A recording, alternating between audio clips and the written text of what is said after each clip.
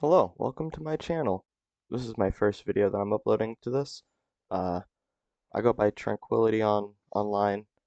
Uh, I want to talk about some Call of Duty news and some other stuff on this channel. This video is going to be about the recent news that's been going on in the CDL. So let's jump right into it for episode 1 of The Hill. So let's start off with the news about Boston Breach. They have decided after stage 2 to bench Snoopy, and they also decided to bench Purge. Uh, I don't. I think these were good decisions by them. On here, you can see that. Well, let's. I'll hold off on talking about what the roster is showing right now until a second later. But with Purge on their team, uh, they lost their last 4. They beat Cloud9. I don't really count that. They beat FaZe. I don't know what happened there, but then they're not doing great. They're really not doing great. Here are their team's overall stats. Purge and Snoopy. I want to kind of highlight them. They have been they have been very lackluster, and it's not just in the kills department. It's also in the uh, decision making department. These guys haven't had any sign of greatness since they joined the league together, except for Purge had he was good last year. I'll take that back. He was good last year, but he just can't find it in this game. Um, but then I guess I'll just bounce over to the next tab because looks like they they picked up Afro. Afro was playing really well in Challengers, so I'm not necessarily too surprised. I just don't know if a one person change is going to be enough for this team. Uh, they're keeping Purge. I don't think that's a good idea. I don't think just swapping out one player. They need not a full blow up. They just need to get new sub machine gun duos. Because I think Nasty and Spart are very serviceable. I feel like they can be a really good duo. I don't believe that making this one person change is going to move the needle in any direction. I believe these guys are just kind of chalked until they get rid of both those guys. Because, I mean, I can't talk I can't talk about inside the actual camp, but if I was in that position, I would be losing full that Purge was still on the team. Maybe uh, it was a team decision, maybe it wasn't, but I don't think this team is gonna do any better uh, with Afro in the starting lineup. All right, in the second uh, bit of news we got, uh, Ravens parted ways with Nero. It came up right after the Nero E-Sex incident, uh, but it seems like those two weren't really connected. Uh, he was playing. He wasn't playing to his ability for sure. So I don't hate this move. I just uh I feel like they're in the same camp as Boston, where I think they need more than just a one person change. Uh in this it says that the Ravens are now focusing on the German prodigy Aluka. Uh and then in this one, Kenny and Fire are in the Oh, and Gio are in the trials for him. Uh, I I I I really hope Fire gets another chance at playing in the league. When he joined, it was similar to, I think, like Okus and Nezra and the C9 guys, where I just don't think he was necessarily ready yet. He just was way too young and just wasn't. I just don't think he was ready for the league. Fire has been frying in challengers the last few years, and so I think him getting another chance would be awesome to see. I would really like to see it to let him redeem himself. Now, let's jump over to Vancouver because I have some things I want to say about this team. Vancouver, what are you doing? I'm talking directly to you. What are you doing? You pick up a Halo kid at the beginning of the year, have him running the wrong classes. You're not teaching him anything. Kid's never played COD before. Then you drop him, pick up Abe. He starts shitting the sheets.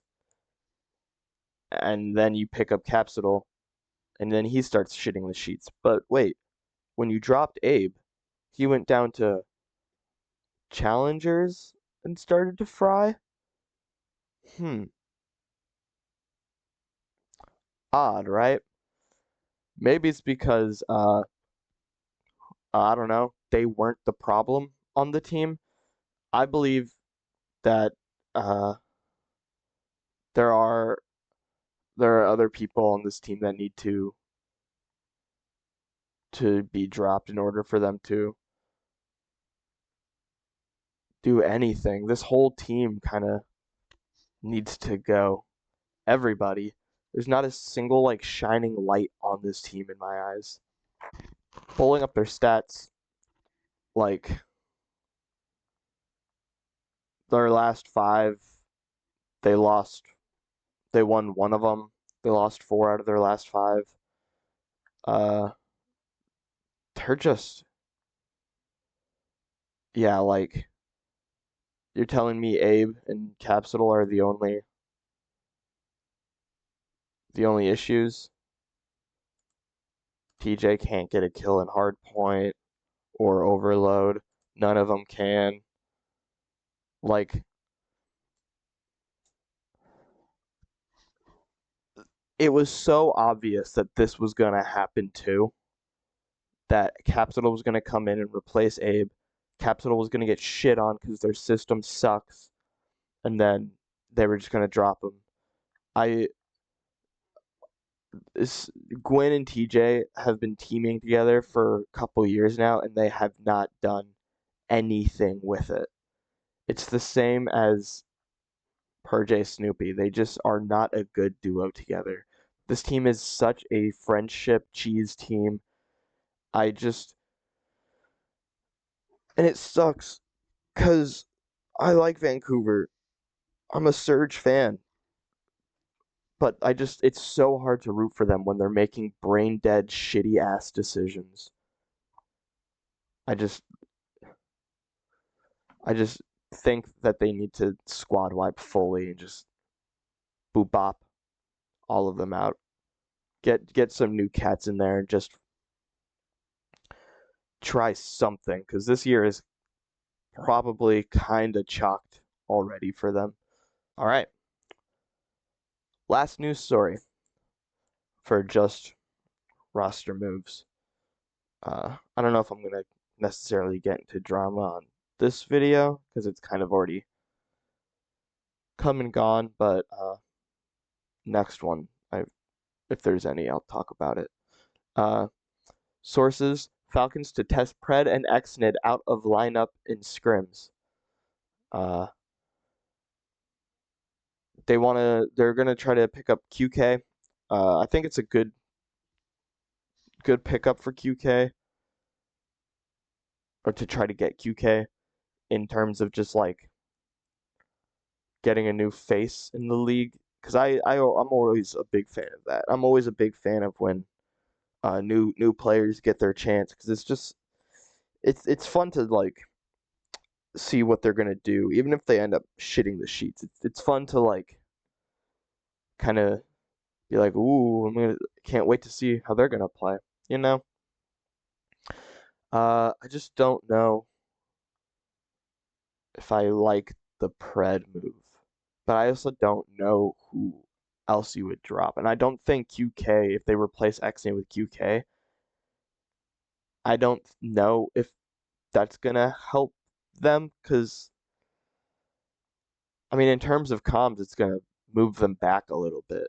I heard that Celium and QK are friends, so I think that's gonna help out their comms if they do end up pursuing him. But I just don't know if it's gonna like fully move the needle. If we look at their completed matches, lost, lost, lost, win, win. So I mean, they had stints of doing good. They just couldn't get over that final hump, it seems. We want to pull up Xnid's stats.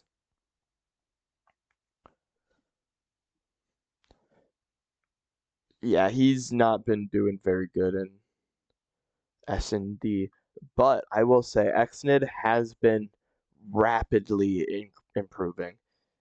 He, I kind of don't want to see him out of the league because I want to see him continue to grow into a more fully fledged, flushed out player. So I hope it's not Xnid, but I always agreed with the take that if they do make a change, Xnid, no matter what, is probably the odd man out, just because of like communication issues and other things like that. But if he can just step up his S&D, then I'm sure he can become a great player in time. All right, and these are the Friday, April 17th. These are the upcoming matches, and I want to give my predictions out there. Next time I do this, I'll log in so I can actually like click it. But this first one is Carolina versus Paris Gentlemates.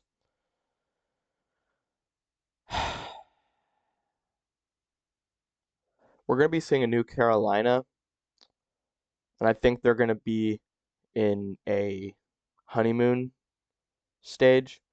So I have Carolina winning this, and also the Gentlemates have been steadily on a decline since they won Major One, or it's really been since they won or since they lost to Cloud9. But I'm gonna have Carolina win 3-1. Then LAT versus Miami. I have I have I have Miami 3-0. I think they're gonna 3-0 Thieves. And it's not because I think Thieves are a bad team or I want them to get 3-0'd. I just think that Miami's going to have a little bit more fire, especially when they play against Thieves because of the Beezy incident. But uh, even though I doubt they like really took it that seriously, it's still like you know, I think they're going to have a little bit more fire under them. And Vancouver is going to get 3-0'd, body slammed by G2. I have G2 winning that series, uh, very handedly. I don't think Vancouver's. I don't have. I'm not going to take Vancouver to win until they make more changes and get rid of the other terrorists that are on their team. Because my God, there are some terrorists in this league, and It's bad. But those are my predictions. Carolina, Miami, G2. All right. Well, I guess that does it. This was very unorganized, very chaotic. Next one, next ones I do of this, I want it to be a bit more organized. Uh, but I'm still trying to figure how to do all this out. But anyway, thank you guys for watching. This has been episode 1 of The Hill. Thank you. I'll see you again soon.